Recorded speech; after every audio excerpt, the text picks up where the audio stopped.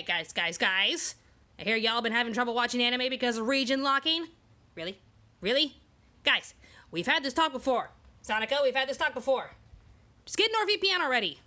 This video has been sponsored by NordVPN, an amazing virtual private network service that can unlock all sorts of content with just a simple click. All you really have to do is open up NordVPN, click on whatever country you'd like, and voila! Now you can watch any anime you want without region locking stopping you. With over 5,500 servers in 60 countries, you're safe to explore all sorts of streaming services from all around the world. And thanks to NordLinks, you won't have to worry about lagging or bandwidth issues at all. And you can even use NordVPN on multiple platforms such as Windows, Android, iOS devices, and more. And again, I have been using NordVPN for many years and I haven't had any issues with it or complaints whatsoever. NordVPN is currently having their Nord Security Bundle deal, which can allow you to use their other services as well. You can select either their standard deal with NordVPN alone, the Plus deal, which includes NordPass, or the complete deal, which will include NordLocker too.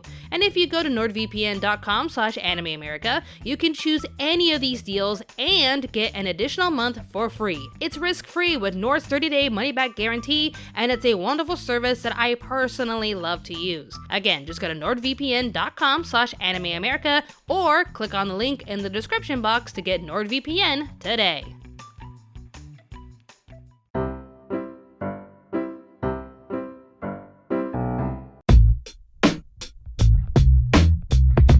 Boy howdy, there sure is a lot of stuff happening in Japan. I mean, first we had the creator of Yu-Gi-Oh!, Kazuki Takahashi, tragically passing away. That was... damn. What an icon, and for him to go out like that. Whew. And then immediately after that, the former Prime Minister Shinzo Abe was assassinated by a random guy who just made a gun. And the news outlets were blaming Kojima, of all people. And I love how he had to prove his innocence by showing the ticket stub to the Minions movie. Kojima watches the Minions. I love that. And then immediately after that, hey, Ken Akamastu was just elected into council to protect the creative flow and freedom of speech for mangakas and anime writers throughout Japan. What a time to be alive. So in case you guys don't know, many years ago, Japan was trying to create this copyright law because there was this big scare in the doujinshi outlet that was infringing on copyright, when literally it was just a way for Japan to not look as creepy and allowing their artists to make these really nasty doujinshis that, because of their big eyes and smaller frames, it looked like Schmetophile stuff, if you know what I'm saying. Here comes Ken Akamastu saying this is a slippery slope. If you censor this thing, you're gonna be censoring a whole bunch of other things, so I can't stand for that. This is the guy who brought you Love Hina and Negima.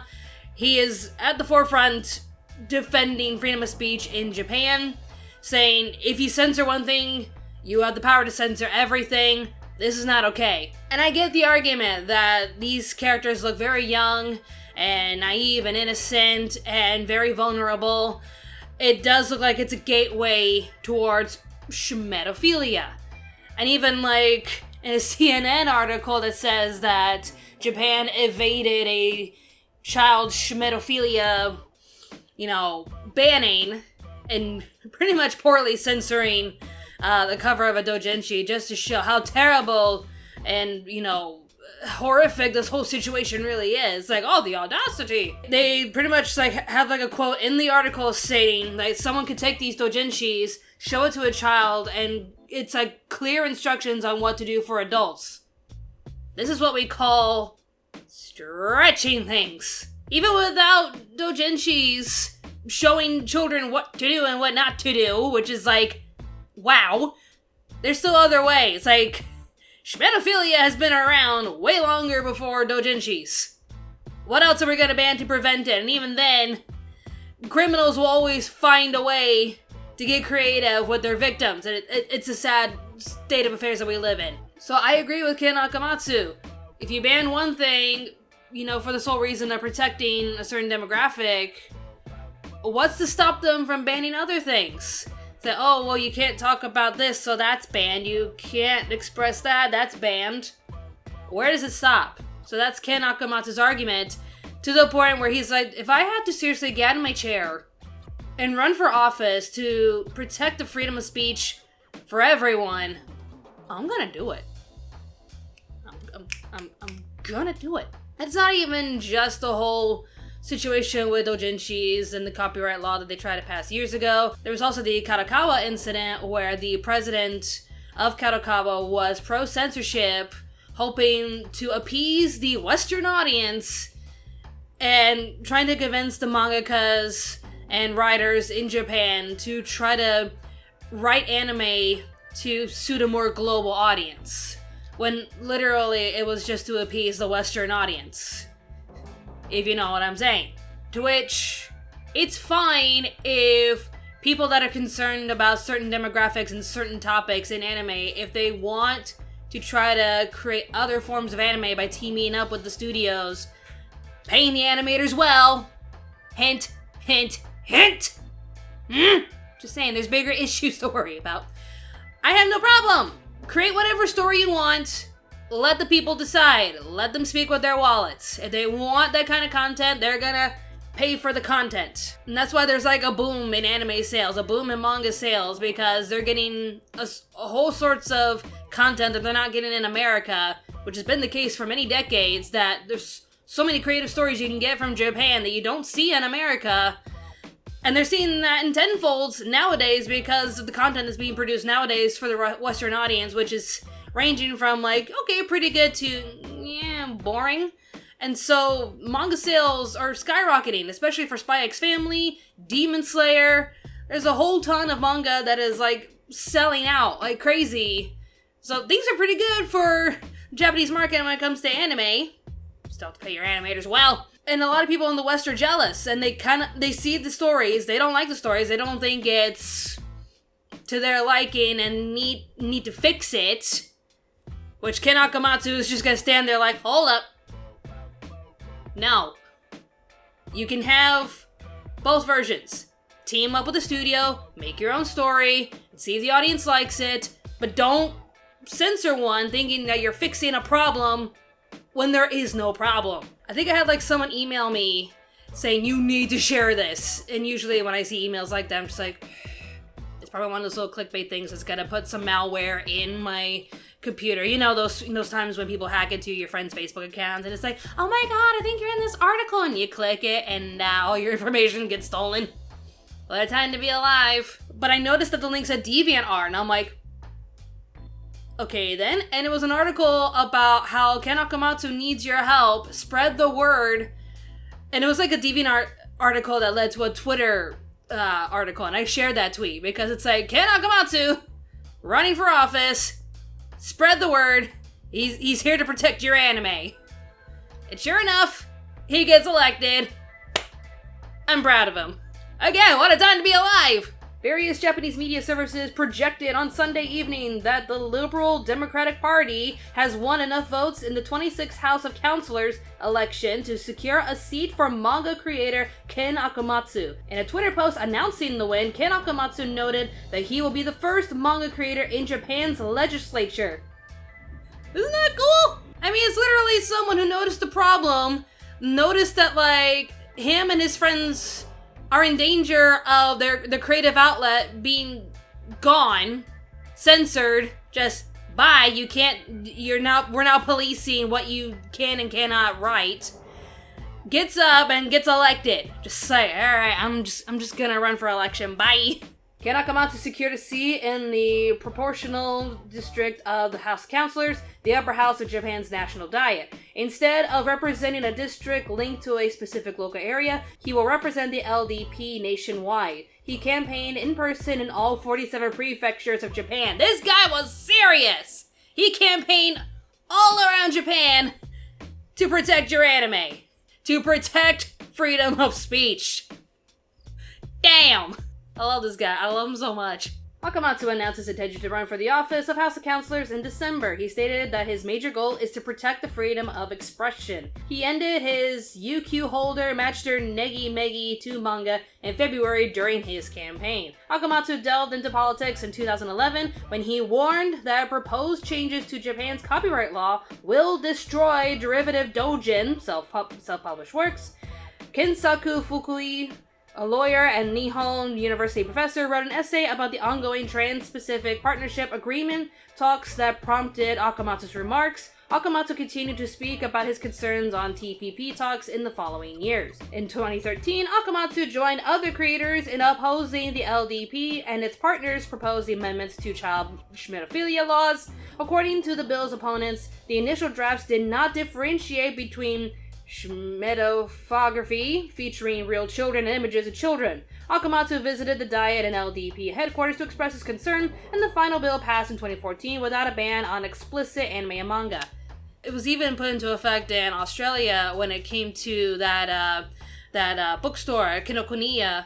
A lot of Australian senators are attacking anime, saying it promotes schmedophilia, and pretty much banned all sorts of content from Australia. So if you buy like figurines, manga, anime that has a childlike, what they deem as childlike, they're gonna ban it. It's like, nope, we're gonna return this, and we're gonna watch this person and assume that they're a schmedophile. I mean, I could look at these senators and say, well, to me, you look like you're 60 or 70, but that just means we're both wrong. Honestly, it just feels like they just look at the situation, say like, yeah, I declared that's bad, I saved all the children, and I'm gonna pat myself on the back because I did it. I saved the world. Well, no, you're just opening a can of worms. You are making the slipperiest slope ever towards what can and cannot be produced, which it just cuts all sorts of creative outlets for everyone. But Ken Akamastu got elected, and he is going to fight for freedom of expression, freedom of creativity, freedom of speech.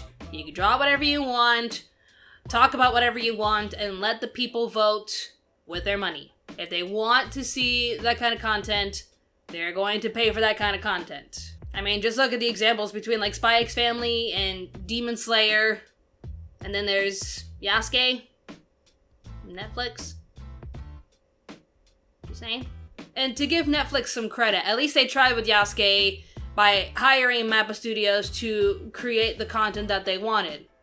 They severely underpaid the animators, but at least they still tried to create their own content, instead of going all out to ban certain animes because it just doesn't meet their taste, if you get what I'm saying. So kudos to you, Ken Akamatsu, for getting up from your chair and saying, I'm gonna get out there and protect anime and manga. Y'all should thank me. So thank you, Ken Akamatsu, and I hope your career in politics goes extremely well. Thank you for defending mangakas, allowing them to create whatever they want, and just to let any sort of idea just get out there and let the people decide what they want to watch. I mean, for people from outside of Japan to step in and tell them what they can and cannot produce, it's mind-boggling, because Japan lives in one of the strictest countries where work is their top priority. As you can, watch in my video, it's more than just ponytails when we talk about the strictest rules in Japanese schools. They have such a high working ethic to the point where they will work themselves to death. They literally die from exhaustion, and they don't have time to have families. So their birth rates are declining, and the death rate is increasing. Anime is an outlet for them, because it's frowned upon to have multicolored hair, to wear flashy clothing, to wear excessive makeup, to stand out above the crowd.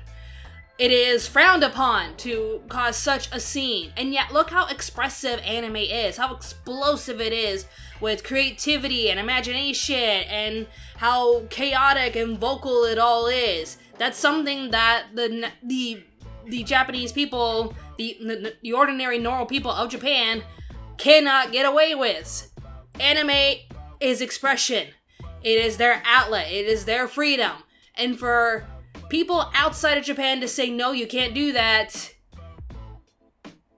who are you to say that? So I want to know what you guys think. What do you think of the manga artist Ken Akamastu, the creator of Love, Hina and Negima, standing up for what he believes is right, for taking a seat in politics to create freedom, creativity, freedom of expression, freedom of speech? Let me know what you think in the comments down below. Coming up next will be top 10 likable villains in anime, so stick around for that.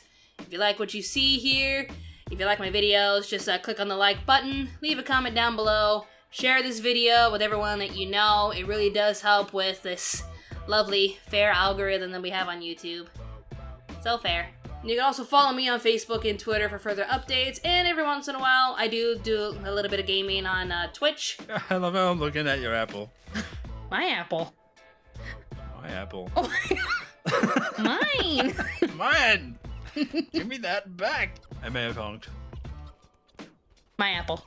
All the links for Facebook, Twitter, and Twitch, they're in the description box down below. Thank you all so much for watching. More awesome videos will be on the way, so stay tuned. Anime America. Bye! For freedom!